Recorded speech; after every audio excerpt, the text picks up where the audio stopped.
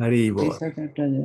Okay, so we finished Chaitanya Charitamrita Adi Lila, second chapter, last week. Are there any questions from that? If not, then I have a question for you. And that is, I want you to tell me, just 1 second, I have to give somebody a link for the program. Okay, hold on, please.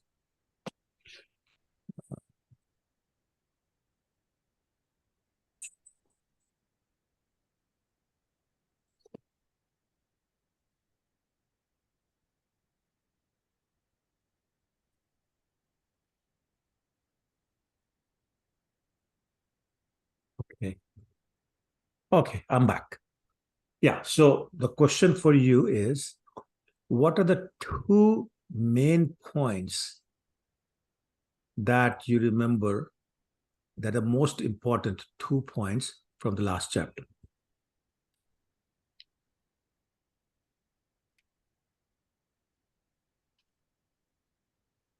That he is the original Supreme Personality of Godhead. Very good. Yes. What's Krishna. the second point? Actually, you can elaborate on that a little bit, but I'll come back to that. That's a very good point. What's the second point, will you say?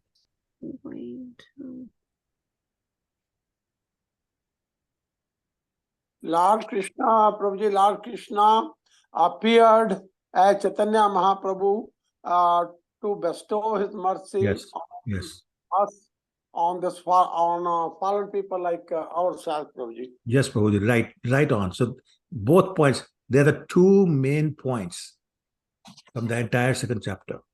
One, Krishna is the original Supreme Personality of Godhead.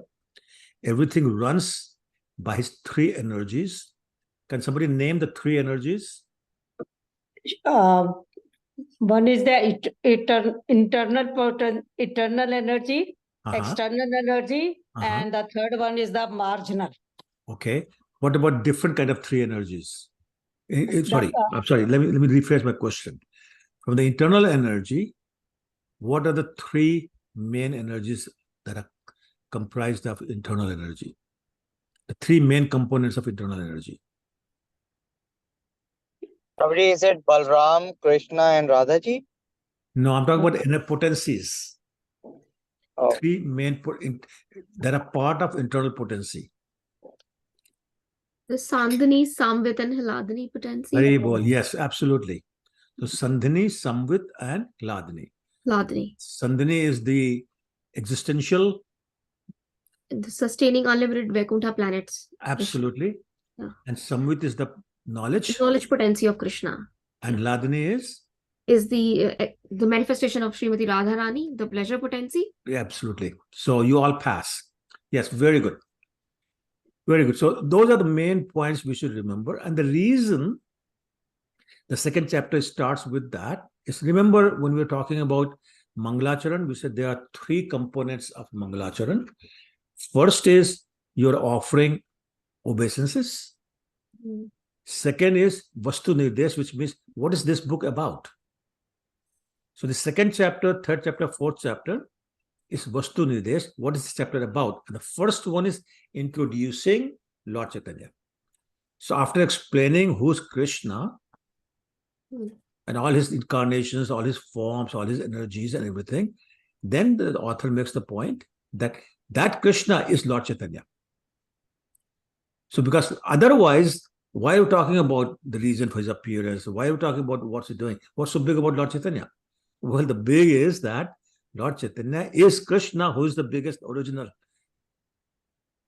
Right? So we're talking about somebody very big, very, very big, very important, the most important, the original Supreme Personality of Godhead, non-different from Krishna. It's not an incarnation of Krishna, it's Krishna himself. Okay? So that's why second chapter is very important to establish. But these are the key points that we have to remember from second chapter, because otherwise third chapter will not make sense. Okay? Any questions on that? Okay. Then all right, let's open the third chapter.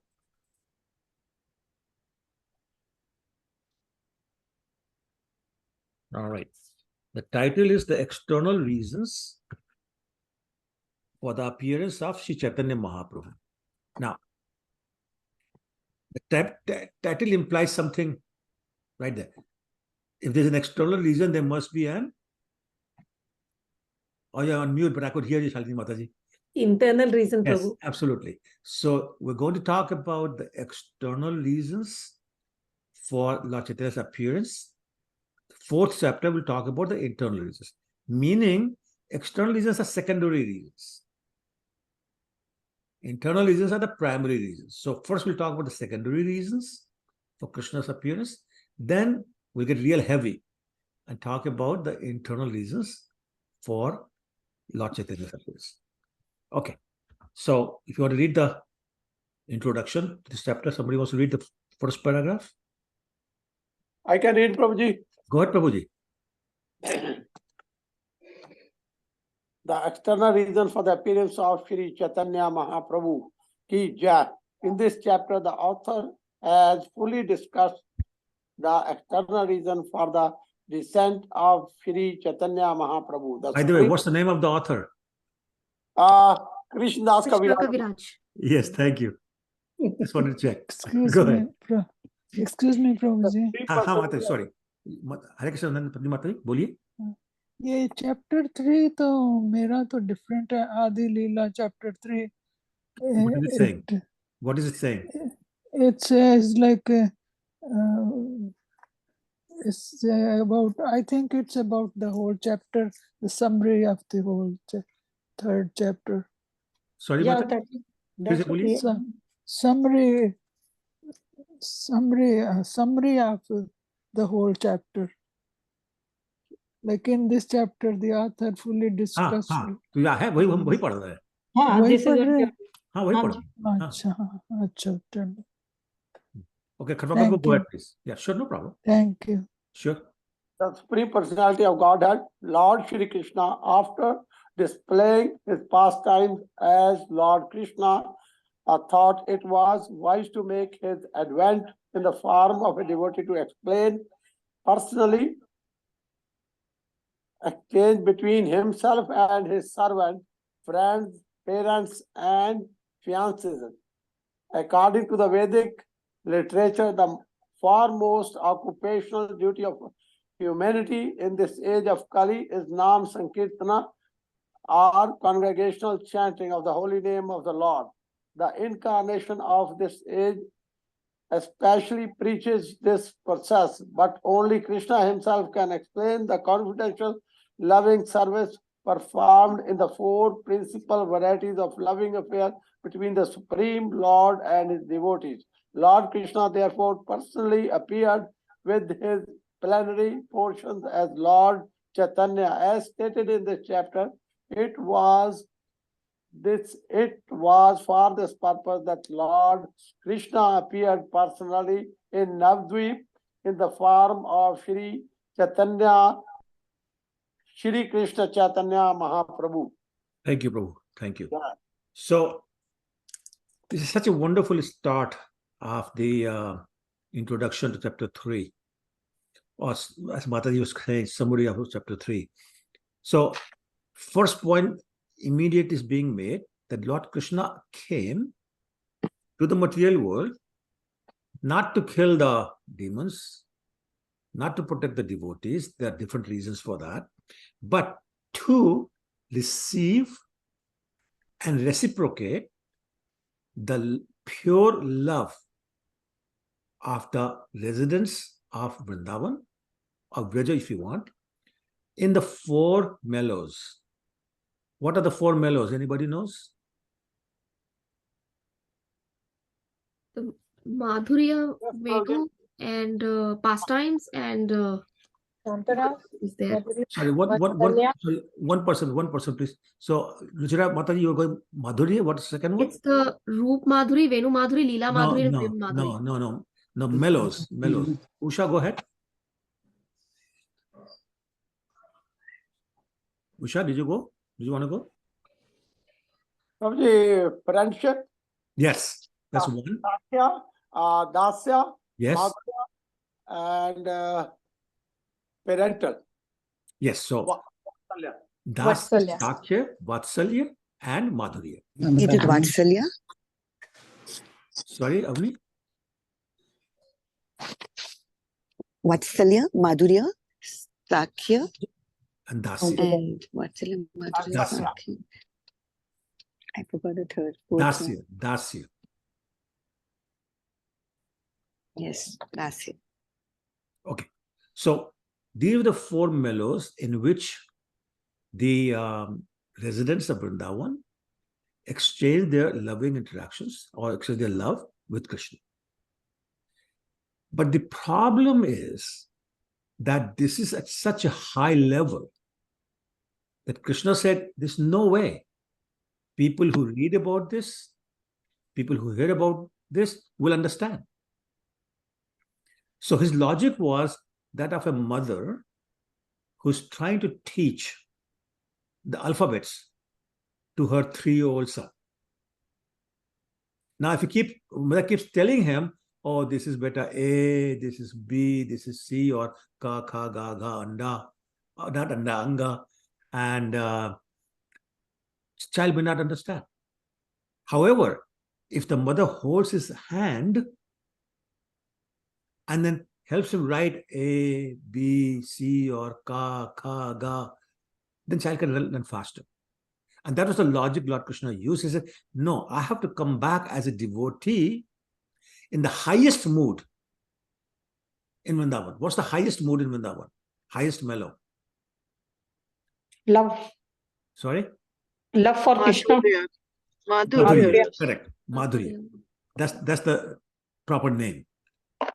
So that's the Madhurya mellow or Madhurya ras is the highest form of that loving exchange. So he said, I'll come in that highest mood.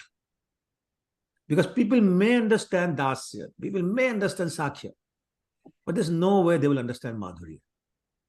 And that's why majority of the people misunderstand. They think it's a girlfriend-boyfriend relationship, and it's not. They think, why does he have so many girlfriends? Well, it's not, they're not girlfriends. Not in the sense we're thinking. So he said, I'll have to come and explain. What's that love? And how do you do that? It's one thing to say, okay, the gopis loved Krishna, or the Radharani loved Krishna, they'll give up everything. But how do you do that? Because you say, I'll have to become that devotee. I came as Krishna first, which means I was the recipient. Now I'll come back as the devotee, which means I'm the giver. Okay, does it make sense? So he's coming back as a giver, or the abode, if you want to use the right word, ashraya, abode of that loving relationship. Then I have to come and show people how to practice it. Okay, so that was the external reason for Krishna to come. So this is what to say here. Okay, and then he's saying that basically in age of Kali, the congregational chanting of the holy name is the right process or the process. Hare Nam, Hare Nam, Hare Nam eva kevalam.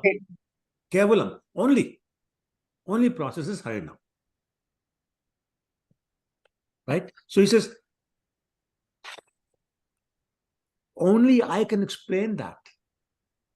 What was that mellow? What was that relationship about? What were the feelings? Only I can explain, because I'm the only one who experienced it. How can anybody else explain? So he said, okay, then I will come and explain to the world. And the method would be Harinam Sankirtan.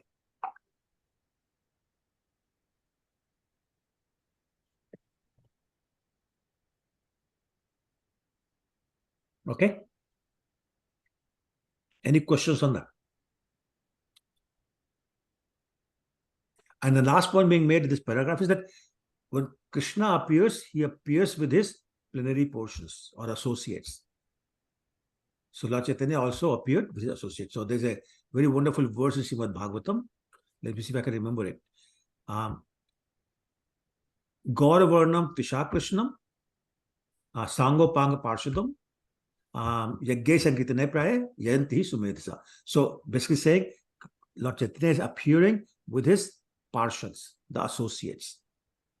And that's the point being made here. So the Panchatattvas, so many other devotees, Vakreshwar Pandit, Srinivas Pandit, Shivanand Sen, so many devotees, Jagadanand, I mean, so many. So they all came with him to help him. Ramananda Roy, Govinda,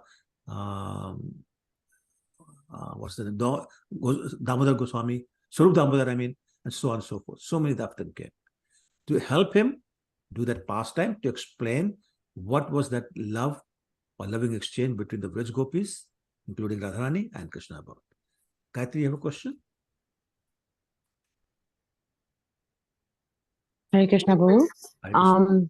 Just question with regards to the last statement you made, how, you know, the only way out of this age of Kali is through the Lord, like chanting the name of the Lord. But we follow a lot of different processes of devotion service, or, you know, of devotion. Like, should we only be focusing on chanting and not focus on anything else? Because that's the only way out. That's the, well, I don't know if I said that's the only way out. That's the only recommended process. That's the recommended process. So everything else. So let's talk about the 9 processes you're referring to. Shravanam, Kirtanam, Vishnu Smaranam, Padasevanam, Dasyam, Archanam, Vandanam, Dasyam, Sakhyam, Atmanivedam. All those are, except the Shravanam, Kirtanam, are supporting processes.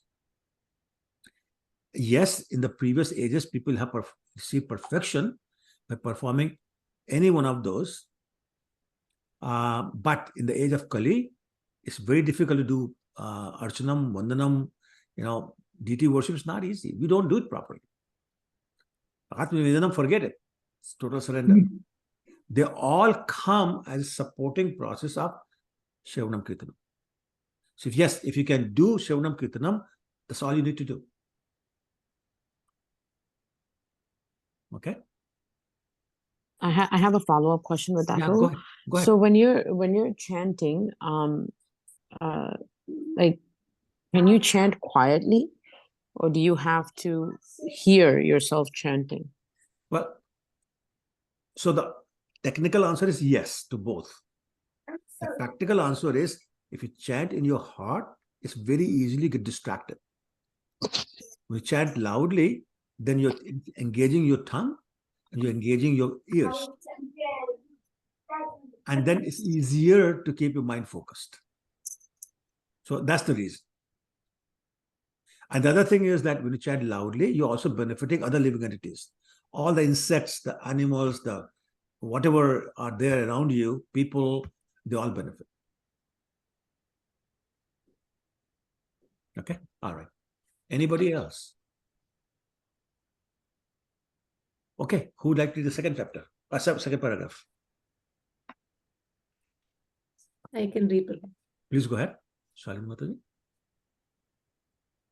Krishnadasa Kaviraja has herein presented much authentic evidence from Srimad Bhagavatam and other scriptures to substantiate the identity of Lord Chaitanya with Sri Krishna himself. He has described bodily symptoms in Lord Chaitanya that are visible only in the person of the Supreme Lord, and he has proved that Lord Chaitanya appeared with his personal associates Sri Nityanand, Advaita, Gadadhara, Srivasa, and other devotees to preach the special significance of chanting Hare Krishna. The appearance of Lord Chaitanya is both significant and confidential. He can be appreciated only by pure devotees and only through the process of devotional service. The Lord tried to conceal his identity as the Supreme Personality of Godhead by representing himself as a devotee, but his pure devotees would recognize him by his special features. The Vedas and Puranas foretell the appearance of Lord Chaitanya, but still he is sometimes called significantly the concealed descent of the Supreme Personality of Godhead. Yeah, thank you. So the big point here is that Krishna came as Lord Chaitanya, but he hid his identity because he did not want to be disturbed by people calling him, oh, you are Krishna, and started to serve him as Krishna. Because what was Lord Chaitanya's mood? Who wants to tell me? What was the mood of Lord Chaitanya? Devotee. Devotee, but one particular devotee. Radharani is the Radharani, exactly. The love of Radharani. So he was in the mood of Radharani, who's trying to serve Krishna. If you keep telling Radharani, no, you are Krishna, let us serve you as Krishna, then you're disturbing the mood. So Krishna said, no, I want to be devotee and I want to hide my godhood. And therefore, actually, even some of the scriptures, like Prahlad Maharaj, when he was praying, he called Nrsimhadev Tri-Yugi, like you appear only in 3 ages, which is not true. But the reason was that in the 4th age, which is Kali Yuga, his incarnation hidden. It's a hidden incarnation. Chanya avatar. Chanya means hidden. So Lord Chaitanya is Chanya avatar. So acting as a devotee, he would actually, when somebody told him it's Krishna, he'll put his fingers in his ears, say, Vishnu, Vishnu, don't say that. Right? So he was doing that. Okay. So his main interest was to act as a pure devotee, so he can explain to us what pure devotional service is all about. Okay. Let's do the next paragraph, somebody. Can do it, Prabhu. Please go ahead, Usha. Advaita Acharya. Haribol? What happened to your video? Oh, okay. It's not working? It is. Darshan de do, yaar. There you go. Ab bolo. Advaita Acharya was a contemporary of Lord Chaitanya's father. He felt sorry for the condition of the world because even after Lord Krishna's appearance, no one had interest in devotional service to Krishna. This forgetfulness was so overwhelming that Advait Prabhu was convinced that no one but Lord Krishna himself could enlighten people about devotional service to the Supreme Lord. Therefore, Advaita requested Lord Krishna to appear as Lord Chaitanya. Offering tulsi leaves and Ganges water, he cried for Lord's appearance. The Lord, being satisfied by his pure devotees, descends to satisfy them. As such, being pleased by Advaita Acharya, Lord Chaitanya appeared. Thank you. Some very important points being made here. First point is a devotee's age, caste, creed, lineage, education, opulence, they're all irrelevant. As a matter of fact, it is said that it is an offense to ask a devotee's caste because it's totally irrelevant. So here the point being made is that Advaita Acharya was actually 52 years older than Lord Chaitanya. So say here, he was Lord Chaitanya's father's age. But he took the role of a servant. Now, originally, who is Advaita Acharya? Somebody tell me. Mahavishnu and Sadashiv Prabhuji. Yes, Prabhuji. Correct. Exactly right. So Lord Mahavishnu, Lord Sadashiv, combined form is Advaita Acharya. So they're both Supreme Personality of Godhead also. Not the original Supreme Personality of Godhead, but Supreme Personality of Godhead. And so they're taking the role of a servant as a devotee. And he's realizing how bad the condition of this material world is. It is said that in those days, people were only into self-gratification and show off. And one of the ways they showed off was they'll marry their child, girl or boy, and spend a lot of money to impress the neighbors and the people in the village or the town. Look how rich we are. And so one person will do that, the next person will do even more spending, to say, I'm better than you. And then some people who did not have children, they'll get their dogs married or their cats get married and spend that much money to show how rich they are. So that was the condition. Nobody chanted, nobody worshipped Krishna. So Advaita Acharya was saying, we got to do something. And he realized that it is so bad that it will take Krishna himself to come and fix it. Even I cannot fix it. Nobody can fix it. It's so bad. So he said, okay, then I have to invoke. I have to pray. So he had this Shaligram Shila. Has anybody seen that Shaligram Shila that was worshipped by Advaita Acharya? Yes, Prabhuji. Wonderful, wonderful. So, yeah, if you get a chance to go next time to Navadvip area, Navadvip Mayapur area, make sure you take a look at this Shila. Prabhuji, that Shila is on Nrsimhadev's altar now. It is, yes. Oh, our Mayapur? Yes, it's in Mayapur now. They brought it to Mayapur. I didn't know that. Yes. So, you know that big Ugra Shila is there? Yeah. It's right beside that Shila now. The Wonderful. Advaita Acharya Shila. That's Wonderful. also Narsingha Shaligram. Okay, that makes it easier for all of us to see. So next time you go to Mayapur, our temple, make sure take a look at this. This is a wonderful, wonderful Shila. It's so powerful. So anyway, so Lord the Advaita Acharya would offer tulsi leaves mixed with Ganges water to his Shaligram Shila every day. And he will chant one mantra. Tulsi dala matrena jalas chulkena va dhikritam tasmatham bhaktayabhyo bhaktvatsala. So that's the mantra he would chant and offer just Ganges water and tulsi. And that was so effective that, and then he would shout Krishna to appear. And actually later on, Lord Chaitanya says that I was lying down so nicely in my Chir Samudra, Chir Sagar. And this Nada, which was the nickname that Lord Chaitanya gave to Advaita Acharya, he called me, I had to come. Which is the next point made this paragraph, that the main reason for Lord Krishna's appearance is to satisfy the desire of his pure devotees. This is again being made here. That to satisfy the desire of his pure devotee Advaita Acharya, Lord Krishna appeared as Lord Chaitanya. Okay, any questions or comments?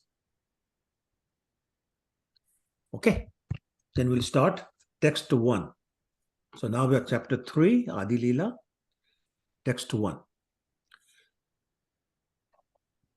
Shri Chaitanya Prabhum Vande Yat Padashraya Viryataha Sangranati Akar Vratad Agya Siddhant San Manin. I offer my respectful obeisances to Shri Chaitanya Mahaprabhu. By the potency of the shelter of his lotus feet, even a fool can collect the valuable jewels of conclusive truth from the minds of revealed scriptures. So the point is that it's compared with valuable jewel because it's so rare, it's so difficult to understand, so rare to get. So Krishna Kaviraj Thakur saying, I'm offering my obeisances, Lord Chaitanya, because it's only by the potency of the shelter of his lotus feet. When I get the Sharan of his Charan only can give me the strength to collect these valuable jewels, which is what? The conclusive truth. Now, anybody who's knows anything about mining, and actually the 45 people trapped in a mine in India right now, it's such a difficult job. It's such a dangerous job. And so Krishna Kaviraj is saying, is getting this truth, the spiritual truth from the scriptures, very hard, very difficult job, just as a miner's job. So the only way I can do that is if I have the Sharan of the Charana, the shelter of the lotus feet of Lord Chaitanya. So therefore he's offering obeisances and basically praying that please give me that potency to be able to do that. Okay, text 2. Jaya Jaya Shri Chaitanya Jaya Nityanand Jaya Advaita Chandra Jaya Gaura Bhakta Vrinda. All glories to Lord Chaitanya, all glories to Lord Nityanand, all glories to Advaita Chandra, and all glories to the devotees, to all the devotees of Lord Chaitanya. Text 3. Tritiya Shlokere Artha Kaila Vivaran, Chaturtha Shlokere Artha Shuna Bhaktagan. I've given the purport of the third verse in the previous chapter. Now, O devotees, please listen to the meaning of the fourth with full attention. So here's the fourth verse. Anybody wants to try that? Anybody knows how to do this, the meter for this?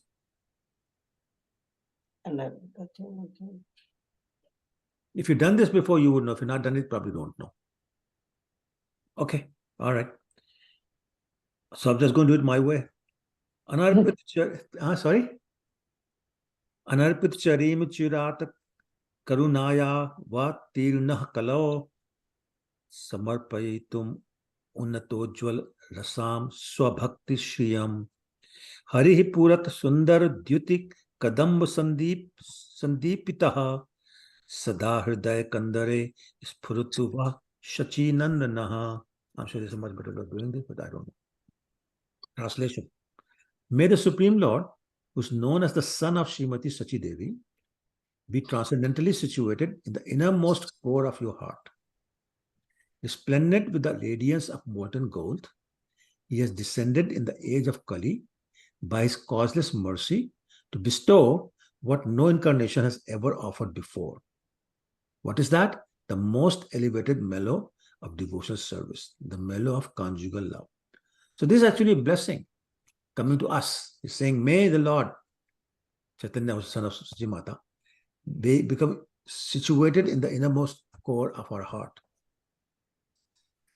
And may by his causeless mercy, we may get what he's offering, something that's never been offered before, and that is the mellow of devotional service, specifically the mellow of conjugal love.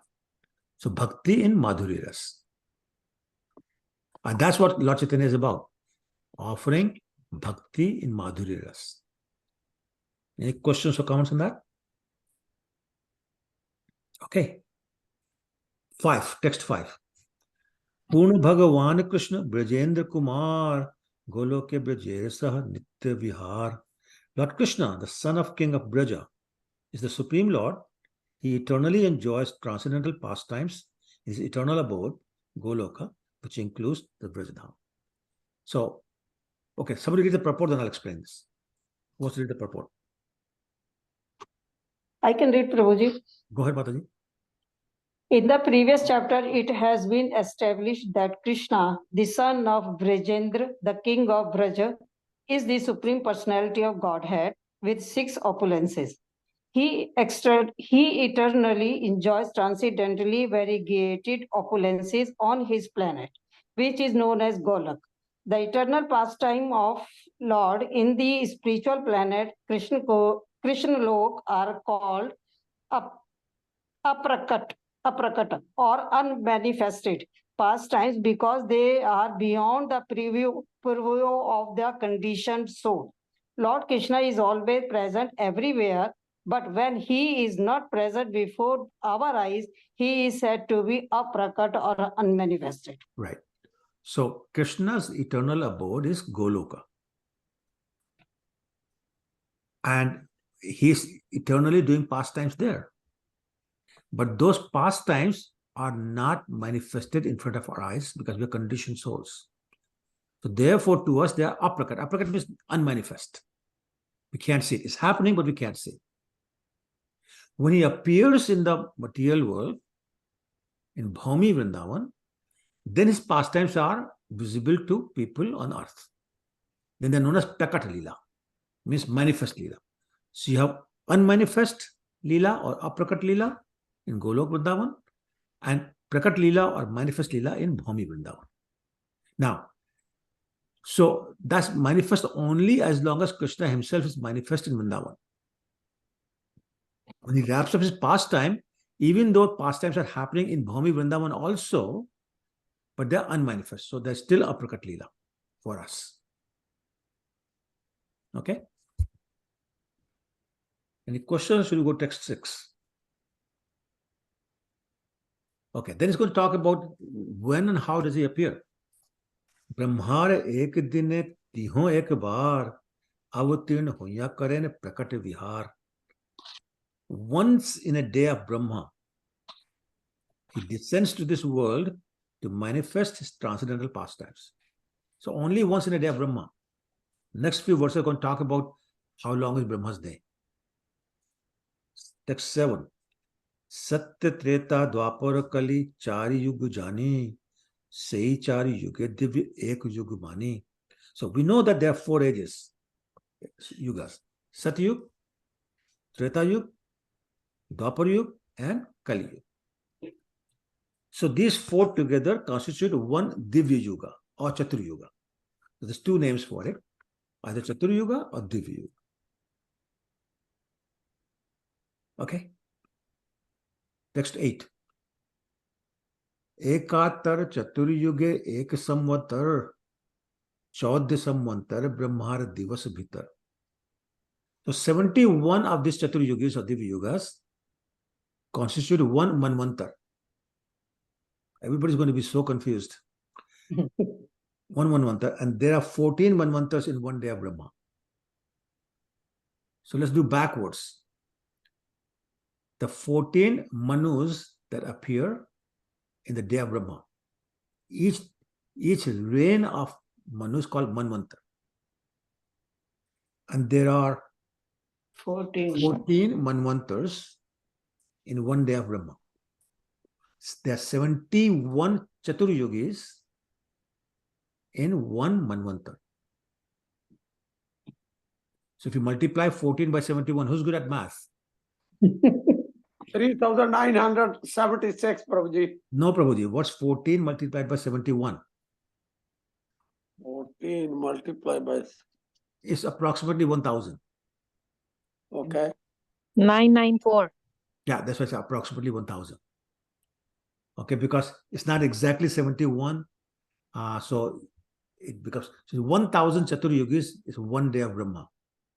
Broken down is 14 Manvantars in one day of Brahma. Okay. If you read the purport, it'll make it a little more clear. Who wants to read the purport? A new person? There's 27 people. Somebody should be able to. I will read, Prabhuji. Please go ahead, Adamna too. Yeah. So, Manvant, Manav, Antara is the period. Manva, Antara is the period controlled by one Manu. The reign of 14 Manus equal the length of one day, 12 hours in the life of Brahma, and the night of Brahma is the same duration. These calculations are given in the authentic astronomy book known as Surya Siddhanta. An annotated Bengali translation of this book was compiled by the great professor of astronomy and mathematics Bimal Prasad Datta, later known as Bhaktisiddhanta Saraswati Goswami, who was our merciful spiritual master. He was honored with the title Siddhanta Saraswati for translating the Surya Siddhanta, and the title Goswami Maharaj was added when he accepted sannyasa, the renounced order of life. Thank you, Prabhu. Thank you, Prabhu. So, once again, actually, this is also mentioned in chapter 8, text 18 of Bhagavad Gita. So, if you want to read that, you can do that. Yeah. Anyway, so one Manvantar,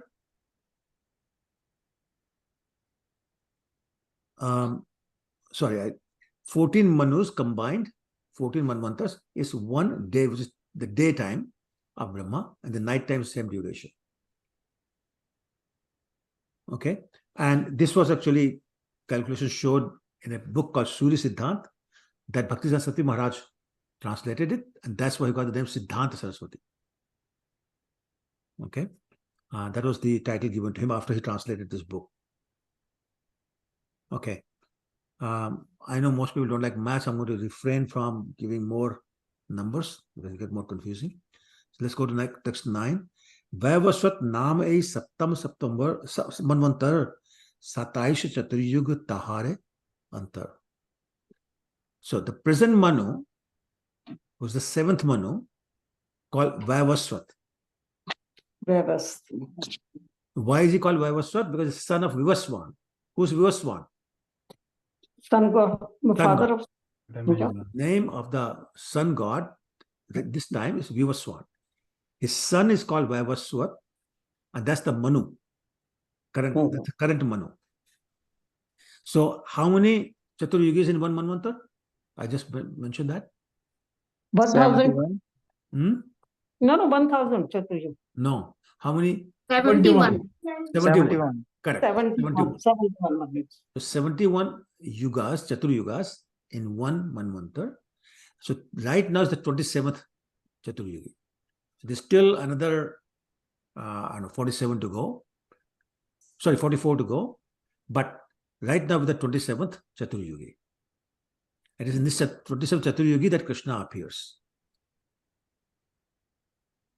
Okay. Prabhuji, I have a screenshot from one of the sources. It says it's 28th Mahayuga of 7th Manvantara named by Vashvatha Manvantara of the first day Kalpane Shwet Varaha Kalpa. Yeah, you're saying the same thing. 27 have passed. That is okay. Yeah. Okay, understood. Okay, it's fine. That's okay. Yeah, no problem.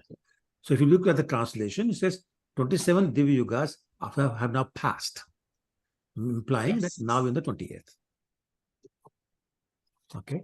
Maybe I should have made a slide. Next week, I'll make a slide to devise this thing, because I know it's very confusing. That's why I'm trying to not get into too much detail. And anyway, the purport gives the names of all the 14 Manus.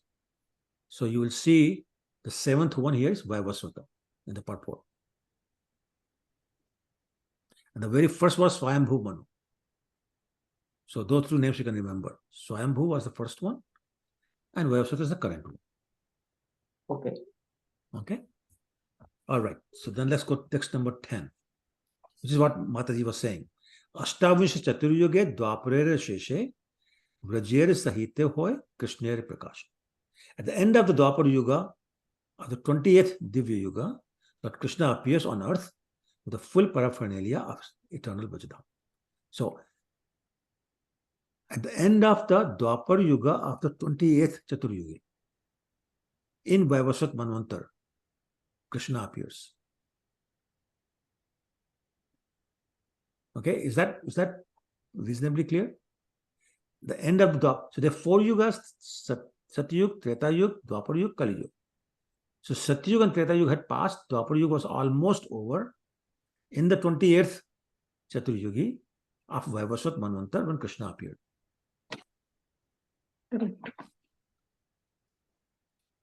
So we can read the purport. Who wants to read the purport? Prabhu, but this is the Kali Yuga going on. I know, but Krishna appeared in the previous age, which is Dwapar Yuga. Yeah. I can read, Prabhu. Go ahead, Prabhu.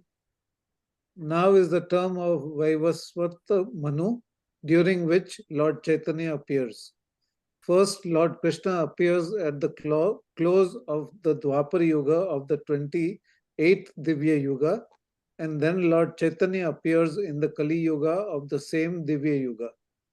Lord Krishna and Lord Chaitanya appear once in each day of Brahma, or once in 14 Manvantars, each of 71 Divya Yugas in duration. From the beginning of Brahma's day of 4.3 billion years. Billion. Sorry? B for billion. Yeah, 4.3 billion years. 6 Manus appear and disappear before Lord Krishna appears. Thus, never mind. I'm telling you, it'll get too confusing. That's why I'm not getting into the detail. Years of the day of Brahma elapse before the appearance of Lord Krishna. This is an astronomical calculation according to the solar years. Yeah. So if you can just remember, it's in the 7th Manvantar, 28th Chaturyugi, end of Dwapar Yuga. If 3 things you can remember, then you'll be fine. Okay? Another thing to remember, Prabhuji, is how lucky we are. Yes. Yes, absolutely right. Absolutely right. We are very, very lucky. Very lucky. Only 5,000. Hare Krishna, Prabhu. Prabhu, I got a question. Yeah, Mohit, go ahead.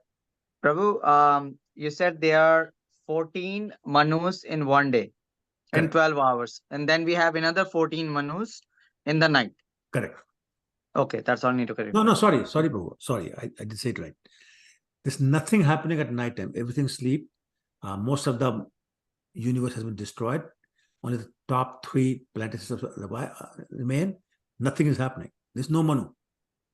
They all go into Garbhodakshaya Vishnu, right, Prabhu? They all goes back to the Vishnu. Vishnu inhales everything back in. Only the lower planets.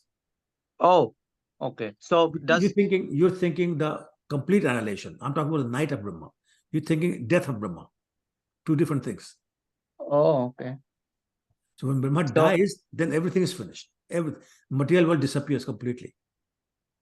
But in its night time, only the lower planetary systems disappear. Under the water, and then fire and air and all those kind of things. So in the next 12 hours, that finished, and then again it get created back. Correct. Okay, Prabhu, you understood. Hare Krishna. Hare Krishna. Okay, text 11. Now talking about the mellows. Das is Takhya Vatsalya, Shangara Chari Ras, Chari Bhaver Bhakta Jata, Krishna Tarvash. Servitude, Dasya, friendship, Sakhya, parental affection, Vatsalya, and conjugal love, Shangar, are the 4 transcendental mellows, rasas. By the devotees who cherish these 4 mellows, Lord Krishna subdued. So basically, you know, serving Krishna in these 4 mellows with pure love, Krishna is in the complete control. And we know so many pastimes to prove that point. Let's see the purport. Who wants to read the purport? I can read it, Prabhuji. Gautam Prabhu, go ahead, please. Dasya, Sakhya, Vatsalya, and Sringara are the transcendental modes of loving service to the Lord. Santa Rasa, or the neutral stage, is not mentioned in this verse because although in Santa Rasa one considers the absolute truth, the sublime great, one does not go beyond that conception.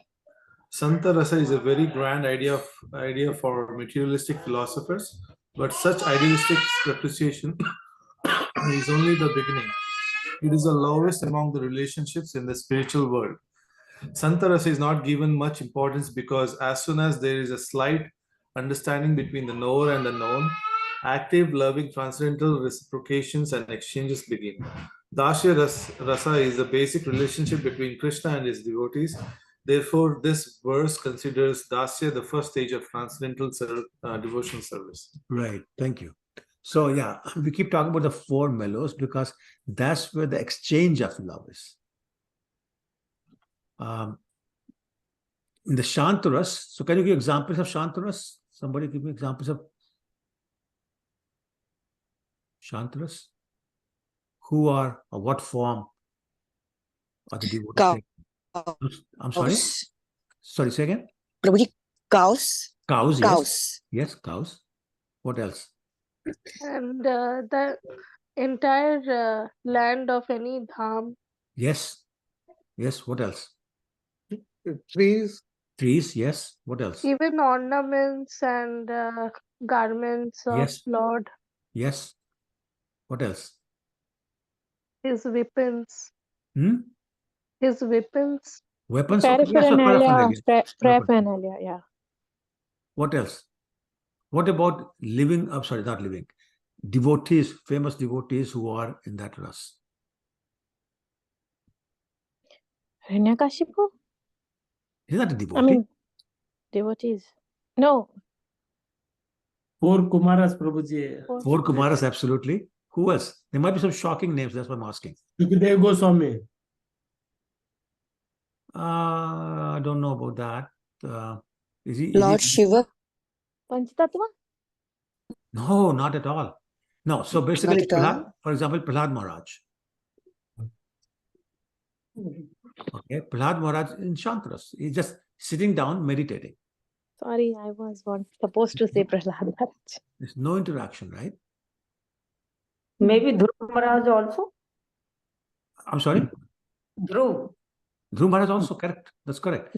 And Sakhiswara was writing, so Madhavendra Puri, the Param Guru of Lord Chaitanya, his eternal form is a tree in Golok Vrindavan. So he's serving there in a Shantras. Okay. So my point is that it's also very, very big as pure devotees, but the interaction is not there. The loving exchange is not there.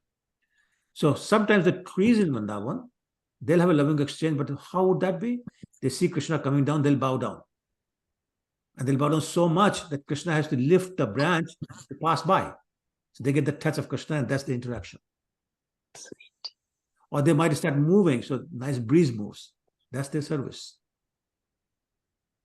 Okay. Now, Saraswati was making the point, they also have Vatsalya for Krishna. Well, they do, because it was their prayer by which Krishna expanded himself as the calves in the Brahma Vimana Lila. But the interaction is still on Shantaras mood. Okay. So they have some Vatsalya mood there, yes, no question. Gayatri? When we sing Damodar Ashtakam, there's a line where it's saying like his earrings are trying to kiss his cheeks, his red cheeks. Like, because everything is, even though it's ornamental, it has a, it's conscious. You're talking exactly. about the kundal. So You're talking about the yeah, kundal. the earrings. Yeah, the earrings. Okay, sorry. Yeah. Yeah. That So his earrings are trying to kiss his cheeks. Correct. So it almost seems like there is like a feeling. There is like an exchange, you know. So remember that everything in Golok Vrindavan is conscious. So that conscious there, but there's no exchange. Krishna is not kissing him, hugging the earring. There's no exchange. Yeah, they're expressing their feelings. Yes, but it's in neutral mode. There's no exchange. Okay. Okay. Yeah. Okay. Any other questions? Then we go to text 12. Oh, one other point I want to make is Dasura says the last sentence of the purport says Dasura is the basic relationship between Krishna and his devotees. Therefore, this was considered that's the first stage of transcendental devotional service. So understand that we, all of us, are serving Krishna only in dasa mood. So sometimes people come in and say, oh, I got this baby, baby Gopal, and I'm mother, well, bogus. We can't do that. Okay, we can only serve in dasas. That's one point. Second point is that as you move up the ladder of these mellows, they include the previous ones. So for example, Sakhyaras includes Dasras. Yep. Vatsalyaras includes Sakhyaras and Dasyaras. And Madhurya includes Vatsalya, Dasya, and Sakhyaras. Okay? All right, let's do text 12. Das Sakha Pita Mata Kantagana Loya Braje Kila Kare Krishna Prema Vishtu Hoya. Absorbed in such transcendental love, Lord Krishna enjoys in Braja with his devoted servants, friends, parents, and people. So Krishna is enjoying it in all those four mellows with devotees in these different mellows. Let's do the purport. Who wants to read it? Shall I try, Prabhuji? Of course, Prabhuji, go ahead. The descent of Shri Krishna, the absolute personality of Godhead, is very purposeful. In the Bhagavad Gita, it is said that one who knows the truth about Shri Krishna's descent and his various activities is at once liberated and does not have to fall again to this existence of birth and death after he leaves his present material body. In other words, one who factually understands Krishna makes his life perfect. Imperfect life is realized in material existence in 5 different relationships we share with everyone within the material world: neutrality, servitorship, friendship, parental love, and amorous love between husband and wife, or lover and beloved. These 5 enjoyable relationships within the material world are perverted reflections of relationships with the absolute personality of Godhead in the transcendental nature. The absolute personality, Sri Krishna, descends to revive the 5 eternally existing relationships. Thus, he manifests his transcendental pastimes in Raja so that people may be attracted into the sphere of activities and leave aside their imitation relationship with the mundane. Then, after fully exhibiting all such activities, the Lord disappears. Thank you. So, there's a verse in Bhagavad Gita, Janma Karmcha Me Divyam Evam Yogeti Tattata Taktya Devam Punajan Neti Mamiti So Arjuna. So basically, that verse is saying, one who understands the transcendental nature of my appearance and activities doesn't have to come back to this material world. So the idea is that what is it that we're trying to understand in terms of his activities? That all his activities are transcendental in that there's no effect or not even a tinge of anything material. The same 5 relationships, Shanta, Dasa, Sakhya, Vatsalya, and Madhurya, that we're talking about in the spiritual world also exist in the material world.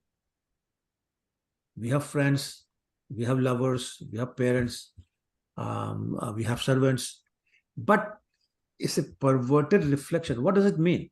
How is it perverted? It's perverted that pure means is only for the pleasure of Krishna.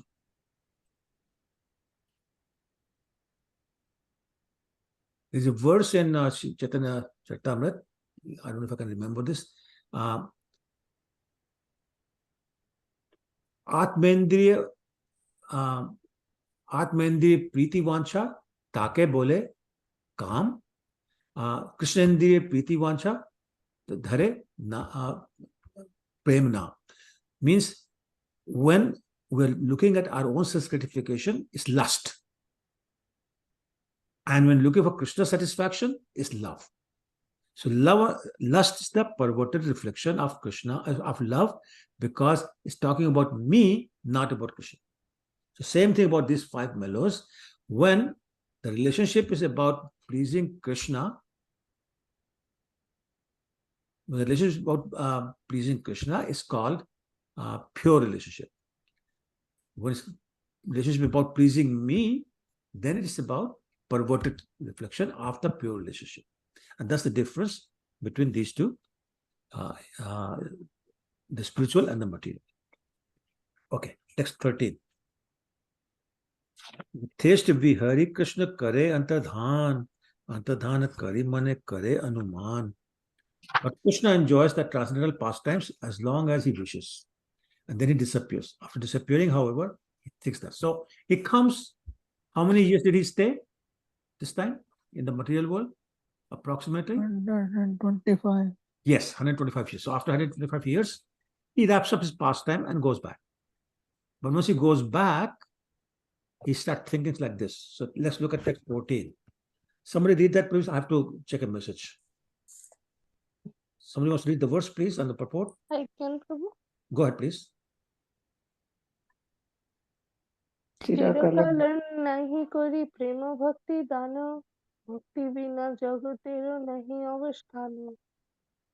For a long time, I have not bestowed unalloyed loving service to me upon the inhabitants of the world.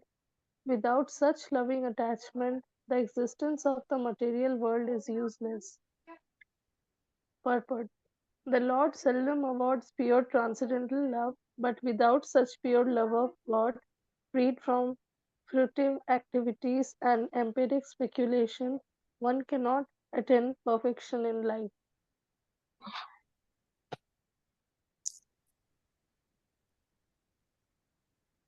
Okay, I'm sorry, I got really distracted by some disturbing news here. Which verse did you read? Disturbed. Prabhuji. Sorry? 14. 14, okay. All right. Okay, so for a long time, so now this is how Krishna is thinking.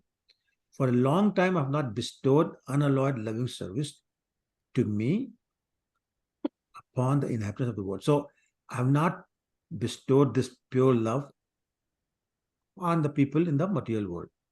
Without such loving attachment, the existence of the material world is useless. So if you don't have that love for me, what's the use of being in the material world? The whole purpose of material world is to bring everybody back to me. But if they can't love me, they cannot come back. So it's useless. Okay. Text 15, very famous verse. Actually, everybody should make a note of this and maybe you can memorize this. Sakala jagate more kare vidhi bhakti braj bhav paite nahi shakti. Everywhere in the world, people worship me according to scriptural injunctions. But simply by following such regulative principles, one cannot attain the loving sentiments of the devotees in Brajbhumi. So everywhere in the world, people worship me according to scriptural injunctions. So in other words, you're doing this as per the instructions of the scriptures. But simply by following such regulative principles, one cannot attain the loving sentiments of the devotees. But if you do the Vaidhi Bhakti, you don't get the Prema Bhakti of the residents of Vrindavan. 16. Aishwarya Jnanate Sab Jagat Mishrit Aishwarya Shithile Prema Nahi More Preet. Knowing my opulences, the whole world looks upon me with awe and veneration.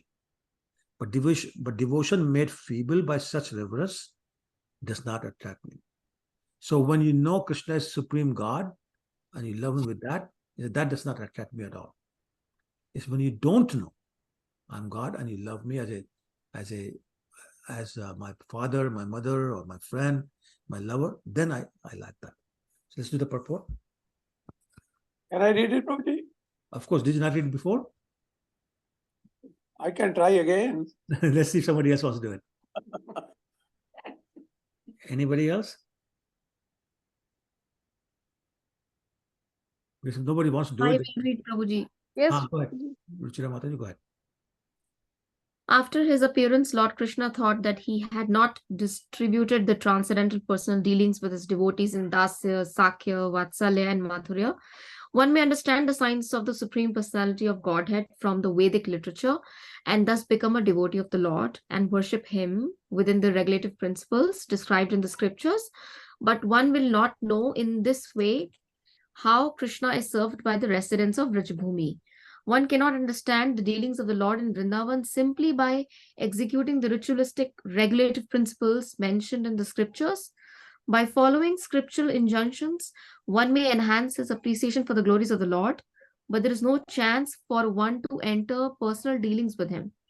Giving too much attention to understanding the exalted glories of the Lord reduces the chance of one's entering personal loving affairs with the Lord. To teach the principles of such loving dealings, the Lord decided to appear as Lord Chaitanya. So this is Shuddha Prem, pure love, implies this no knowledge, no understanding of the glory of the Lord, the majesty of the Lord. As soon as you understand, oh, his majesty is the Lord of the Lords, you cannot love him the way Yashoda Maya loved Krishna. I mean, imagine binding him with a rope, running to catch him, chastising him, all those kind of things you cannot do. And we know that from the pastime of when Krishna and Balaram went to see their birth parents, Vasudeva and Devaki, who were in the prison at that time. What happened? They got up saying, oh, my children are here. Then they remembered, oh no, they're Supreme Personality of Godhead. So they stopped. They stopped. They didn't hug the children. How can you hug Supreme Lord? And then Krishna and Balaram offered their obeisances to make them forget that they're God. And then they embraced. So same thing. There's a lot of things that the friends of Krishna did in Braj-dham. Climbing on his shoulders, pushing him, shoving him, putting a flower in his mouth, making fun of him, mocking him. You can't do that. Because we know he's God. He's God of the God. So the Krishna said, but I don't like that. It doesn't attract me. I may be fine. I may give you some boons, benedictions, but I'm not attracted by that. I'm certainly not controlled by that. So this is, I have to come back, tell people how to love me without the knowledge of my majesty. So therefore he appeared as Lord Chaitanya. Text 17. Aishwarya Gyane Vidhi Bhajan Kariya Vaikuntha ke jaya chatur vidhi mukti paya. By performing such regulated devotional service in awe and veneration, one may go to Vaikuntha and attain the 4 kinds of liberation. So this is why Prabhupada always said, we are not serving Radha and Krishna as Radha and Krishna. We are serving them as Lakshmi Narayan. And that is how it's being accepted also, because we are very aware of Krishna's majesty. So therefore, and we're doing all these mantras and tantras and mudras, because we know this is the Lord, the Supreme Lord. Krishna says, that's fine, but I'm not attracted by that. I'm certainly not controlled by that. It's when you take a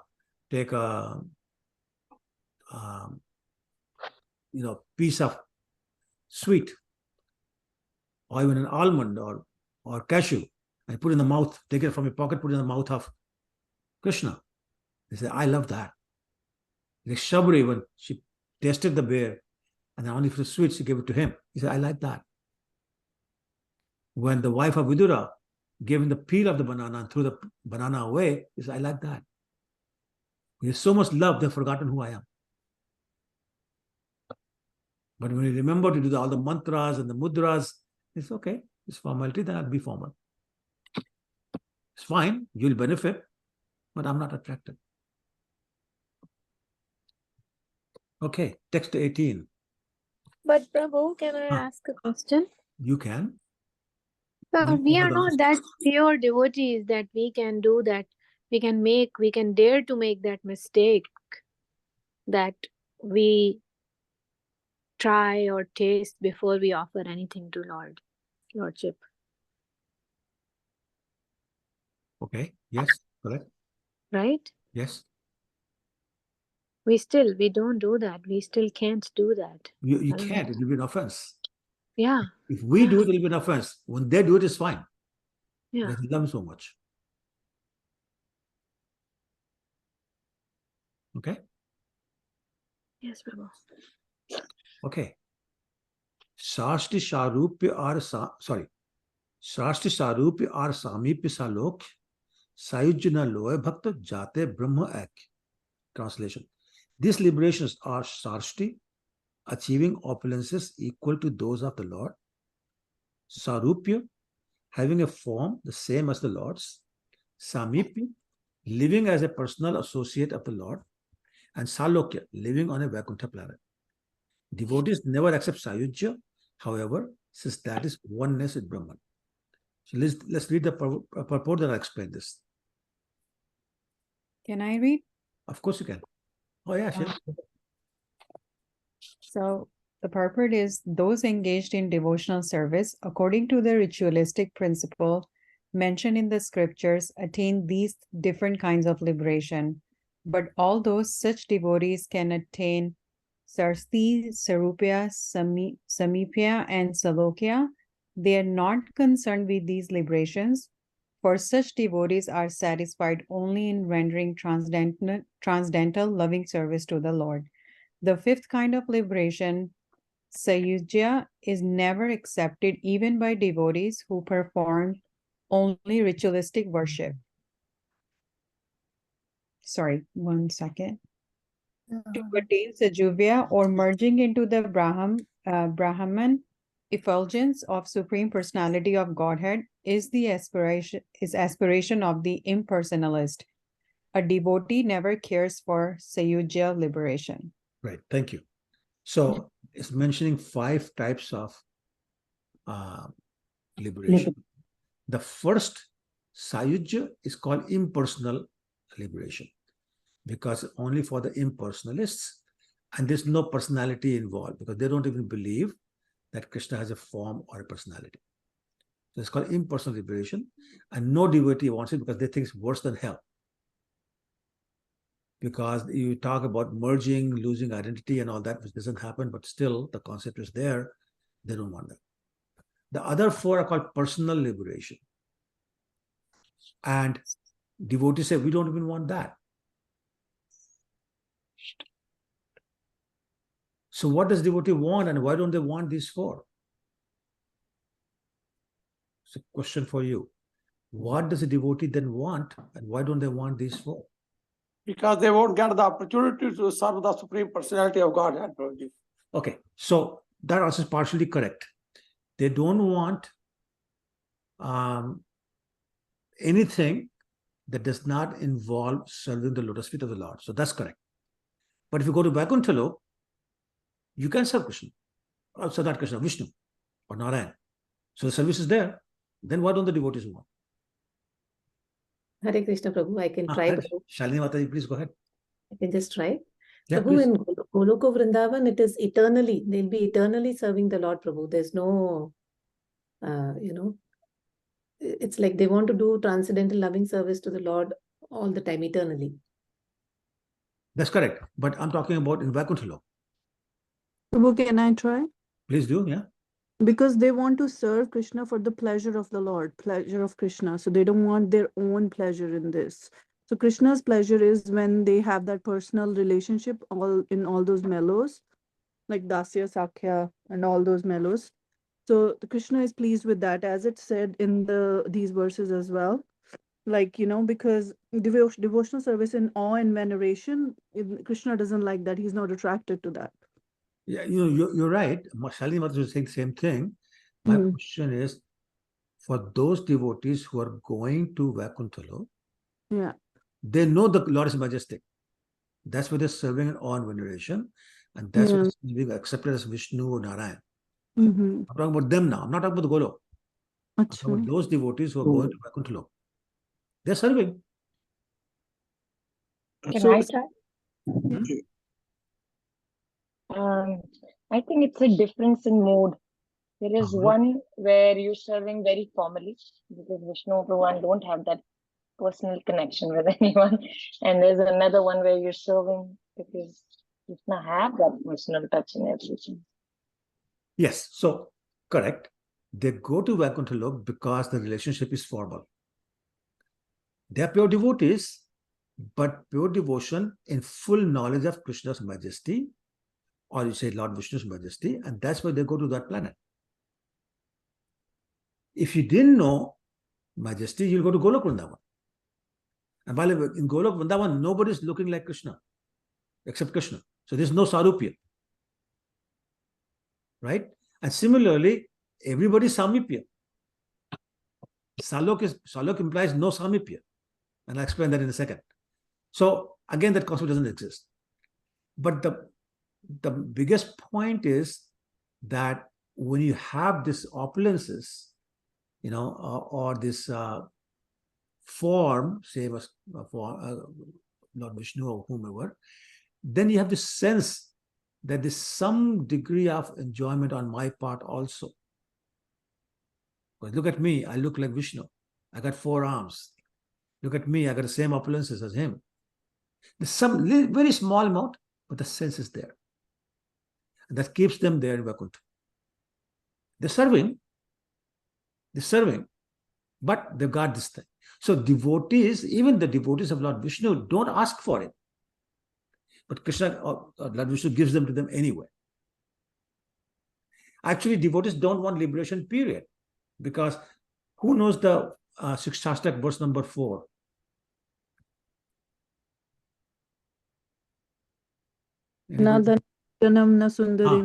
Bolo. Jagdish Kamyamam Janmani Janmanishware Pavatat Bhakti Ahetuki Tvai. Very good. So, Mam Janmani Janmanishware means life after life, give me your pure devotional service. Well, life after life, you're asking for that. That means you're not asking for liberation. So, pure devotee doesn't even ask for liberation. We have another verse when Shiva was sitting in front of thousands of sages discussing Srimad Bhagavatam, and Mother Parvati was sitting on his lap as he was doing that, and King Chitraketu passed by in his airplane, and he saw that, and in a very friendly, joking mood, he said, look at Lord Shiva. He's discussing Srimad Bhagavatam in front of all these sages. This guy's wife sitting on his lap. So Lord Shiva was fine. He knew he's joking. But Mother Parvati got angry. She took offense. And she cursed him to become a demon. And when she did that, King Chitraketu very calmly brought the plane down, got off, offered his obeisances, not looking disturbed at all, and left. And she was shocked. She said to her husband, wait a minute, what happened here? I just cursed him, this big king, I cursed him to become a demon. He doesn't look slightly upset. Even slightly upset. What's going on? The Lord Shiva then said a very famous verse, the 6th canto. He said, Narayana Parasarve, Nakutashan Bibhite, Swarga Apvarga Narkeshopi Tulyas Darshana. He said, those people who are totally devoted to the service of Lord Narayan, they don't care where you send them. To them, the hell, the heaven, the material world, they're all the same, because all they do is take Krishna's name anyway. So my point is that a pure devotee doesn't even ask for liberation. Forget about this kind, that kind, that kind. Any liberation, doesn't want. Krishna says, no. Or Vishnu says, no, take it anyway. So they take it, but the mood to serve doesn't change. But that is for people who are serving Krishna or Vishnu with the full knowledge that this is majestic personality. He's Lord of the Lords. And therefore, they remain that mood of awe and reverence and the sense of majesty all the time. Okay? And hence they go to Vaikuntha as opposed to Golok Vrindavan. Golok Vrindavan, there's no sense of majesty, there's no rituals, there's no rules, there's no regulations. You just have fun. You do everything for the fun of Krishna, for the pleasure of Krishna. That's it. Although, again, even in Golok Vrindavan, there's a very small sense that he's somebody special, but that's about it. But even that sense goes away when it comes to Bhumi Vrindavan. And that is why Bhumi Vrindavan is superior to Golok Vrindavan. Did you know that? Okay. Prabhuji, there is another shlok in the Bhagavatam. If you allow me, I can say that shlok Yeah, too. please go ahead. Yeah, please go ahead. Bhakti pada sevyo jaite tatha krishva deves padasya nathasya tvam na yata prabhu. Prabhu, you were breaking up. I couldn't hear. Can you say it again? Bhave bhave yatha bhakti pada sevyo jaite tatha krishva deves nathasya tvam na yata prabhu. This is the Prabhuji second last shlok of the Bhagavatam. Okay, so what does it mean? Means is the life after life, the Supreme Personality of Godhead. Please allow me to serve your lotus feet, life after life. Like whenever I get the life, I should be allowed to serve your lotus feet, life after life. Wonderful. Yeah, exactly. That's the idea, Prabhu. Yes, correct. So same idea. A devotee doesn't care for it. Just let him serve. Okay. All right. Let's do 19. Yug dharma pravartayimu nam sankirtan chari bhav bhakti diya nachamu bhuvan. I shall personally inaugurate the religion of the age, Nam Sankirtan, the congregational chanting of the holy name. I shall make the world dance in ecstasy, realizing the four mellows of loving devotional service. Okay, so saying, I promise to do this. I'm going to start the Nam Sankirtan movement in the material world. 20. Apani karimu bhakta bhav angikare, apani achari bhakti shikhaimu sabare. I shall accept the role of a devotee and I shall teach devotional service by practicing it myself. Yes. So that's what we're discussing in the summary of the chapter. Okay. Purport. Who wants to read the purport? I can read it. Yes, Prabhu. Can I, Prabhu? Okay. You already read something?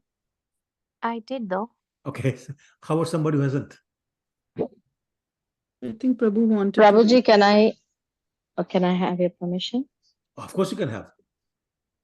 Thank you, Prabhuji. Sure, go ahead. When one associates with a pure devotee, he becomes so elevated that he does not aspire even for Sashti, Sarupya, Samipya, or Salokya, because he feels that such liberation is a kind of sense gratification. Pure devotees do not ask anything from the Lord for their personal benefit. Even if offered personal benefits, pure devotees do not accept them because their only desire is to satisfy the Supreme Personality of Godhead by transcendental loving service.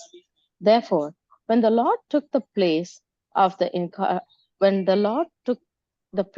incarnation of Kali Yuga to spread the glories of chanting Hare Krishna, the system of worship recommended in this age, he also distributed the process of devotional service performed on the platform of transcendental spontaneous love. To teach the highest principles of spiritual life, the Lord himself appeared as a devotee in the form of Lord Chaitanya. Yeah. So, when one associates with a pure devotee, what does the association mean? What's the real meaning of associating with a pure devotee? Like in contact of a pure devotee? No, it's more than that. It's Who's more than serving the instructions? Yes. Yes. That's the main thing. Serving means accepting the instructions. Yep. when we say, let me get the dust off your lotus feet, that dust is in the form of instructions, not physical dust.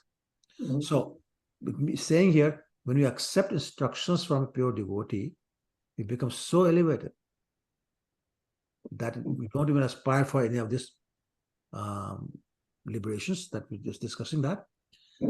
Because the devotee feels that liberation is some kind of a sense gratification, because you're not doing this for serving, but you're doing it for yourself. Okay? The pure devotees don't want anything from the Lord for their personal benefit. Even if he offers it, they don't accept it, because they only want to satisfy the Lord. And that was the frustration that Krishna had with the gopis. He said, what can I do for you? You don't want anything. The only thing that pleases you is my pleasure. So how do I do that? So he basically said, na paraya ham. I cannot repay your debt. Even if I have the lifetime of Brahma, I cannot repay your debt. So therefore, let your service be your reward. He has nothing to give to you.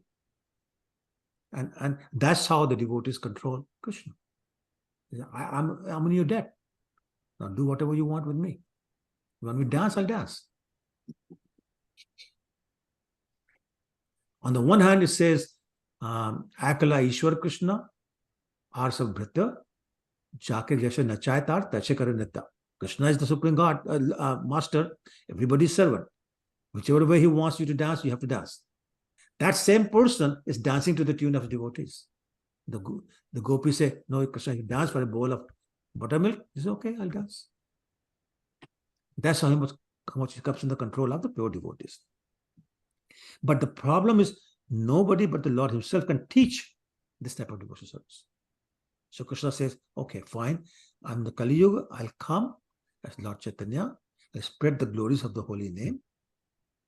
And I'll show them how to perform the devotional service on this platform of pure love. Pure, spontaneous love. Okay? Any questions? I'm going to stop here. Any questions or comments?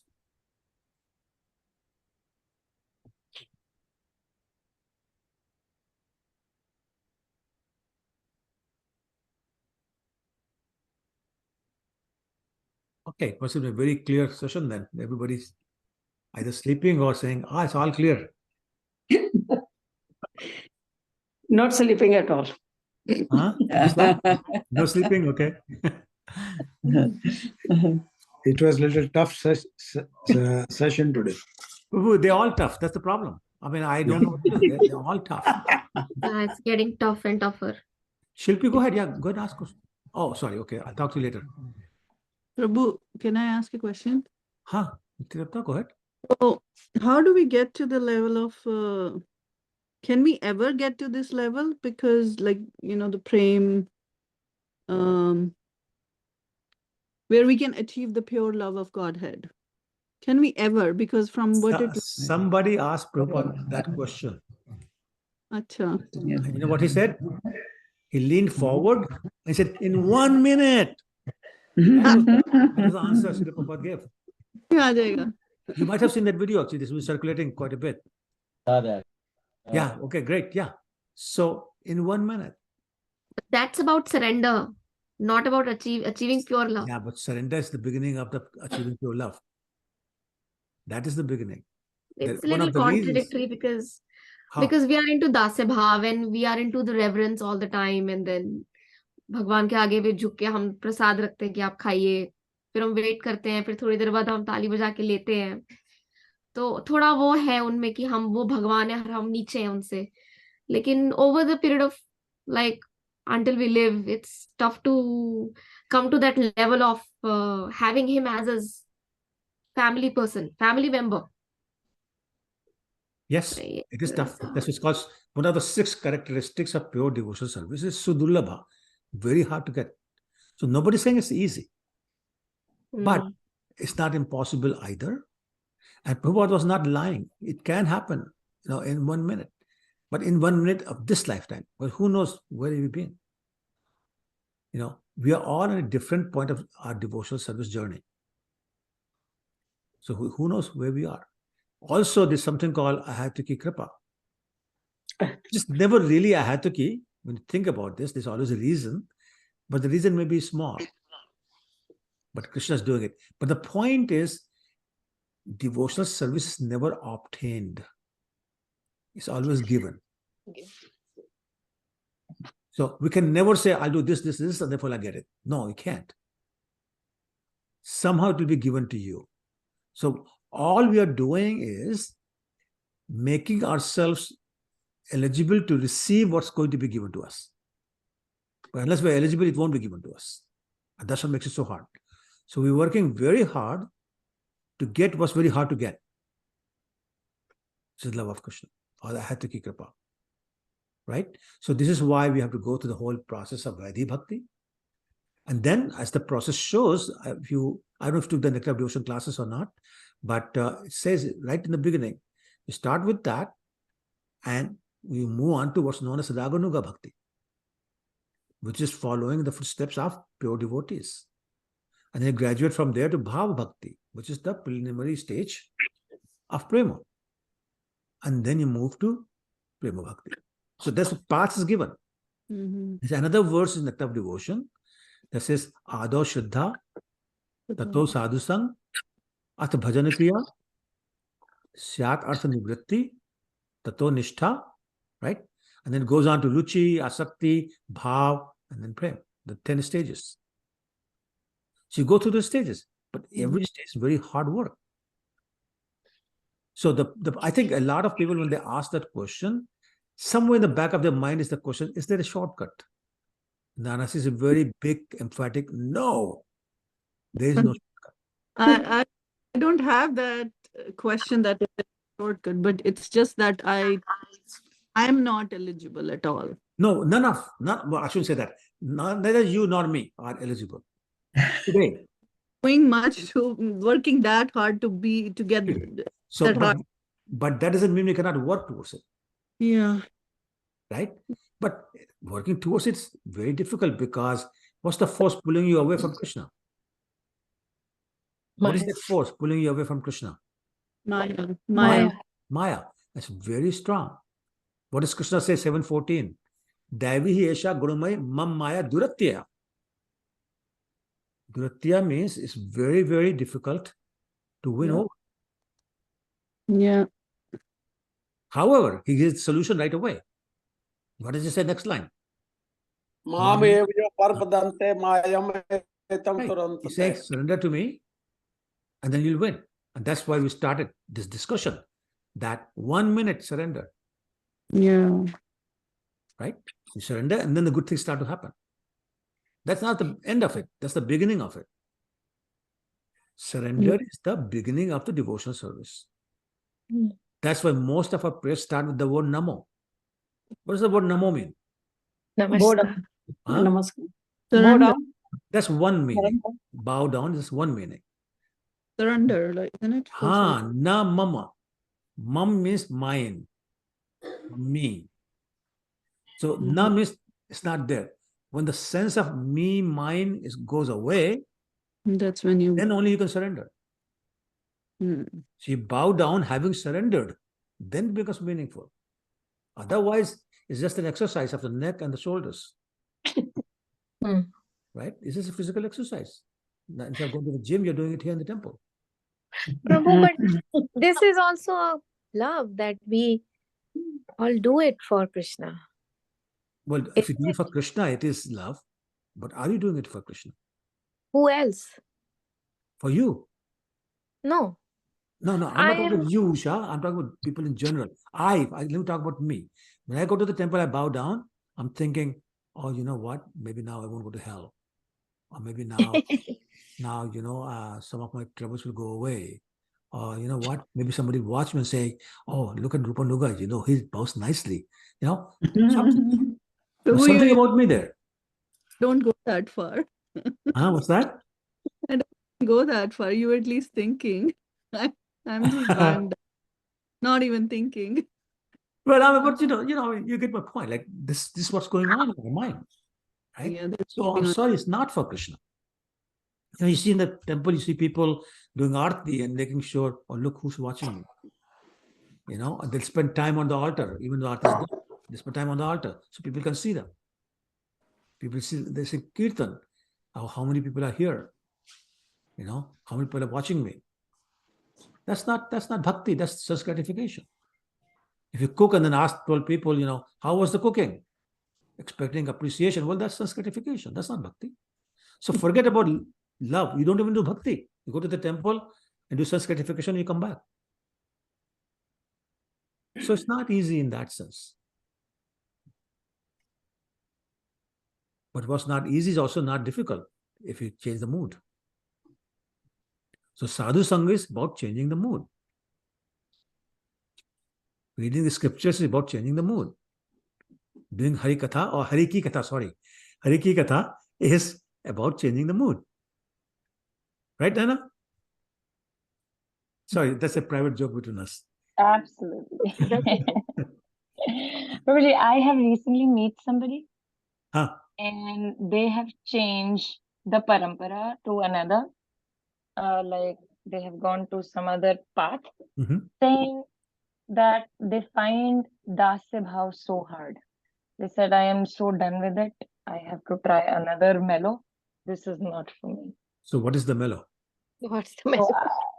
So they have gone into Bhakti Bihari wale log kaun hai? Sahajya? Sahajya is different. Bhakti Bihari is not Sahajya. Whatever. Now she's Sahajya like, is the most condemned form of devotional service. Actually, the word is condemned. I know. Okay, sorry. I think I used the wrong word. I understand the meaning of Sahajya now, as you said that. Whichever. They said, it's too much of a hard work, and you don't feel the essence of bhakti when you're doing it through ISKCON way. So change it to another way.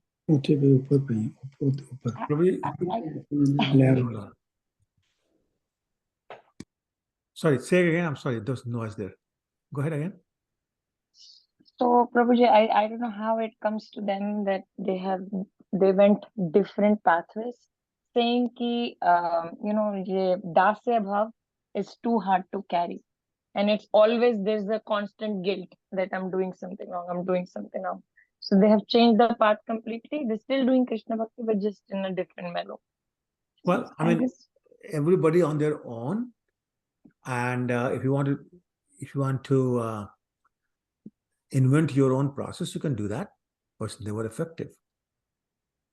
And there's a lot of people who make up their own, concoct their own process. But Krishna says, you can do all that you want. I don't care. There's a certain process at your stage. Either you follow it or you do whatever. That has nothing to do with me.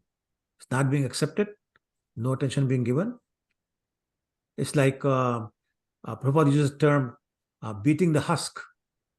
Has anybody heard that? There's no grain left. You can beat husk all you want, you'll get nothing. Nothing. So go ahead, let them do that. Yeah, this also happens because of the lack of knowledge. So many people get deviated, Probably lack of knowledge for sure, but this is more of ego. I know better. I know better than scriptures. I know better than the saints. I know better than all the rishis and sages and all those people. I know better than Shukadev Goswami. I know better than Vyasadeva. Who are they? Tell me. Right? So it's pure ego. So Krishna says, go ahead, enjoy your ego. Just don't come here. But Prabhu, if they are following some other parampara, they must have some scriptures following too. There are million paramparas, not many bona fide. And you can write your own scripture.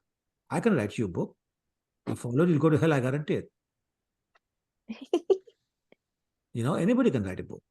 That's a wrong guarantee. You cannot write anything outside syllabus of Srila Prabhupada. There you go. There you go. That's the whole point. That is what parampara means.